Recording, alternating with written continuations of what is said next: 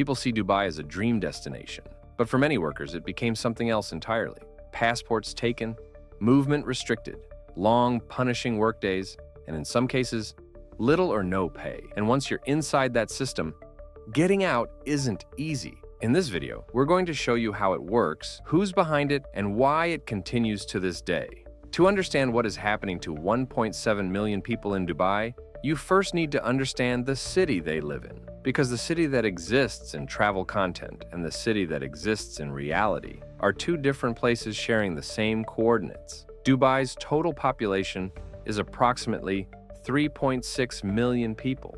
Of those, roughly 400,000, about 11% are Emirati national citizens, the people this country was technically built for, the ones with full legal rights, guaranteed public sector employment, government housing subsidies, and a social contract that function. The remaining 89% are migrants, people who came from somewhere else, on terms set by someone else, whose right to remain is contingent on their usefulness to the economy. And within that 89%, there are two completely separate realities. Two cities layered on top of each other, never quite touching. The first city is the one you have seen. White-collar expats, finance professionals, technology executives, consultants, media workers, architects. They live in glass apartments in Dubai Marina, or downtown, or Jumeirah. Their employment contracts include annual flight allowances home. They have access to tribunals if they are wronged. They can quit their job and find another one without losing their visa status. They have leverage. They have options. If life in Dubai stops working for them, they leave. That choice costs them nothing. The second city is the one this video is about. Approximately 2.4 million blue-collar workers, of whom a documented 1.7 million are operating under passport confiscation at any given time. From India, Pakistan, Bangladesh, Nepal, Sri Lanka, the Philippines, Ethiopia, and Egypt. Construction laborers, sanitation workers, delivery drivers, security guards, domestic helpers, hotel cleaners. They are the substrate of everything the first city calls a lifestyle. Every road in that first city was laid by someone in the second one. Every lobby was cleaned, every tower was raised, every hotel bed was made, and those two cities share almost nothing. Not neighborhoods, not restaurants, not bus routes, not legal protections, except the same skyline, viewed from completely different angles. One city has never had to think about the other, and the other city has never been given the option to stop. The mechanism that makes all of this possible has a name: kafala. And understanding it, really understanding how each piece connects to the next, is the only way to understand why 1.7 million passports are in drawers instead of pockets. Kafala is the Arabic word for sponsorship. And in the Gulf states, UAE, Qatar, Saudi Arabia, Kuwait, Bahrain, Oman, it is the legal framework that governs every migrant worker's relationship to the country they live in. Here's how it works. Not how governments describe it, how it actually works. When a blue-collar worker arrives in Dubai, their visa is not issued to them as a person. It is issued to their employer, their kafil, their sponsor. The worker is not a rights-bearing individual with a legal standing in the country. They are an extension of a commercial relationship. Their legal right to exist in the UAE is contingent entirely on that relationship remaining intact. This means several things. It means the worker cannot quit their job and find another one freely. They need their current employer's written approval to transfer sponsorship to a new employer. It means they cannot leave the country without an exit permit, a document that can only be issued by that same employer. It means that if the employer decides, for any reason or no reason at all, to cancel the worker's visa, the worker has 30 days to leave the country or become undocumented, which carries criminal penalties in the UAE. The employer, in this arrangement, holds every card, every single one. And then there is the passport. Passport confiscation is technically illegal under UAE law. It has been illegal since 2002.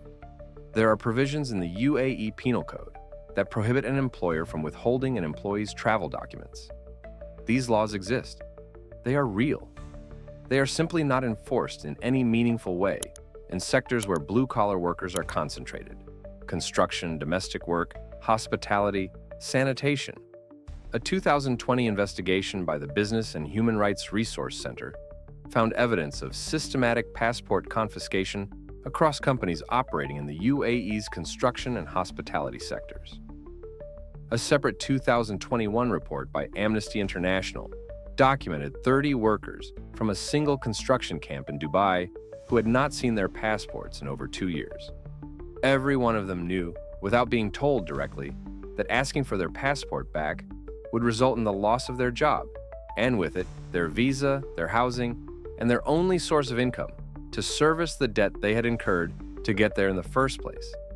The debt is the third wall of the cage, and it is the one that receives the least attention. Workers from India, Nepal, Bangladesh, and Pakistan do not appear in Dubai by accident. They are placed there by recruitment agencies in their home countries that charge between $1,500 and $4,000 per placement. That fee covers visa processing, flight, documentation, and the agency's profit margin. Families pay it by selling livestock, mortgaging land, borrowing from moneylenders at interest rates that would be illegal in most Western countries. So the worker arrives in Dubai, already owing, on average, the equivalent of 12 to 18 months of the salary they were promised in their contract. They arrive knowing that going home empty-handed is not merely a personal failure. It is the collapse of their family's financial security, the loss of land that has been in the family for generations, the destruction of the trust of every neighbor who contributed to the recruitment fund. So when the employer hands them a new contract, with lower wages, different conditions, fewer protections than the one they signed back home, they sign it. They have no choice. And when the supervisor takes their passport at the airport for processing, and the week becomes a month and the month becomes a year, they say nothing, because saying something means deportation.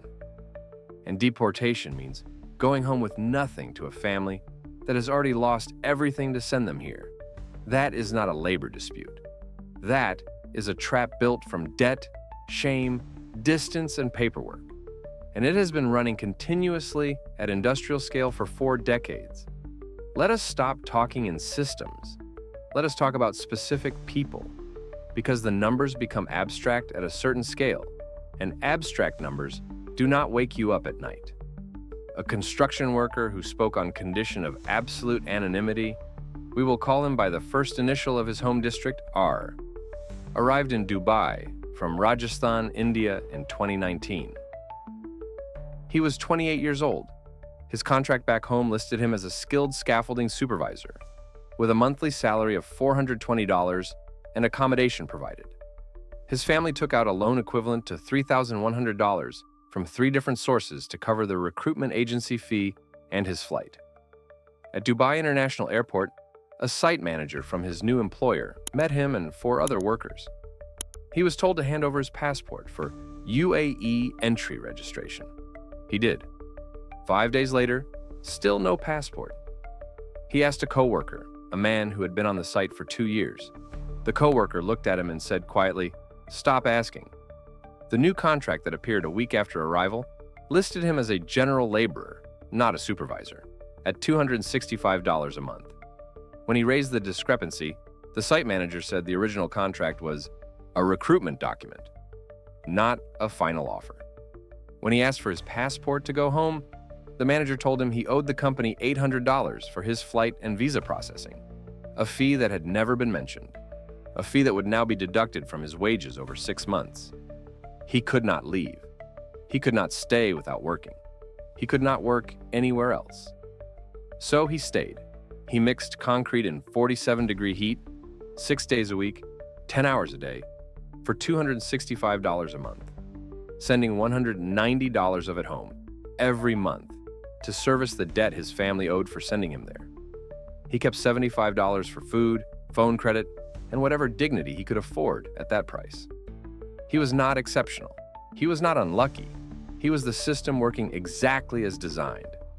A second account, from a woman we will call by the first letter of her home city, K, came from a province in the Philippines. She had applied through an agency in Manila for a domestic helper position in Dubai. $450 a month, 1 day off per week. her own room in the employer's apartment. She was 31. She had 2 children at home with her mother. She arrived to find a household of 7 people in a 4-bedroom apartment in Dira. Her own room was a converted storage space with no window and a mattress on the floor. Her one day off became half a day, then no day.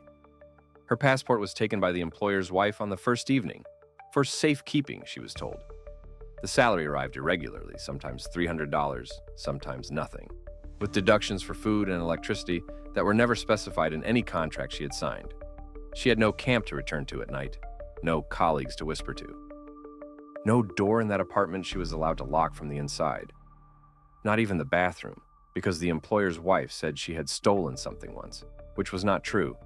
And from that point forward, no door for her was permitted to close completely. Domestic workers are the most invisible category within an already invisible population. They are excluded from UAE labor law entirely. Not technically, not partially, but entirely. The UAE labor law of 1980 and its 2016 successor explicitly exempt domestic workers from its protections. They are covered under a separate domestic workers law passed in 2017, which on paper includes minimum wage provisions, rest periods, and leave entitlements, and on the ground is enforced at approximately 0%, because enforcement requires a complaint. A complaint requires a witness. A witness requires someone willing to risk their visa, and no domestic worker in a private home has access to any of those things. After 11 months, Kay walked out. She waited until the family left for a weekend in Abu Dhabi, took nothing that was not hers, her phone, a photograph of her children, and walked for 3 hours through streets she had never been permitted to explore alone, until she reached the Philippine Overseas Labor Office shelter in Bur, Dubai. She arrived with no passport, no contract copy, no documentation of any kind, because none of those things had ever been in her possession. The shelter was full. She slept on a chair for 2 nights. She was one of 700 women who passed through that shelter in that quarter alone. A third account. A man from Nepal, we will call him by the letter M, worked on a site in Dubai South, one of the mega projects on the southern edge of the city. He had been in Dubai for 3 years. His passport had been returned to him after 18 months, after he threatened, very carefully, very quietly, to contact the Nepali embassy. He had his document back. He still could not leave. His salary had not been paid in 4 months. The Wage Protection System, the WPS, a government digital platform designed to ensure workers receive their salaries on time, had logged his payments as processed. The money had left the company's account. It had not arrived in his. Somewhere between the employer's system and his, $1,100 had vanished. Officially, he had been paid. Practically, he had not eaten a full meal in 9 days. When he went to the Ministry of Human Resources to file a complaint, he was told to return with documentation. He returned with documentation. He was told the case would take 60 to 90 days to process. He returned to the labor camp that evening to find that his employer had been notified of the complaint. Officially, this is not supposed to happen, and that he was being terminated for unsatisfactory performance. His visa was canceled 3 days later. He had 30 days to leave. His unpaid salary case was still open. He left. The case was closed as resolved 6 months later, with no record of payment and no one able to explain to whom or by what mechanism it had been resolved. The system has a complaints process.